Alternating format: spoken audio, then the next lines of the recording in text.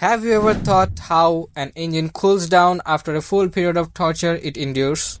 Well, engines are built to bear this kind of torture, but after a period of time it heats up too much and causes lack of performance, which obviously we don't want.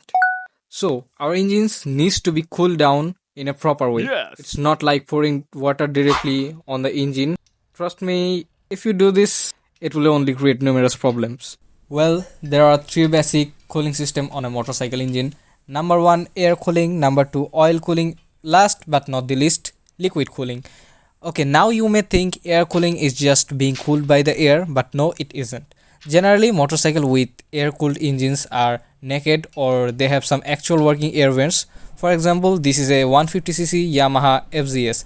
As you can see, there are two big air vents in the tank panel that intakes sufficient air to keep the engine head cool, and the engines are also designed with so many air vents so that the air touches every part of the engine. Though it has a good amount of cooling, but you still need to give it a rest after 50 or 60 kilometers. And that means air cooling bikes are good until 200 or 250 cc's, but higher it goes you need better cooling system. Now about oil cooling system.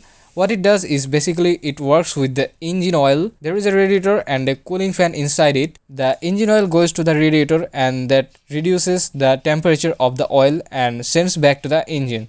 A simple technique but totally worth it. Anyone can ride a bike to 100 kilometers with this cooling system. And that takes us to the liquid cooling system.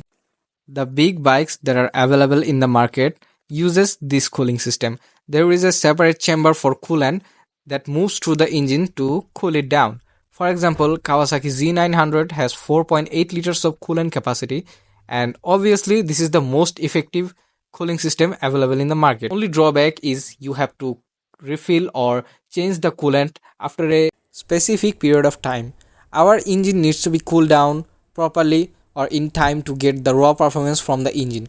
So my advice for you would be check your coolant or check the engine if the radiators or air vents are working properly so that you can get the proper performance from the engine.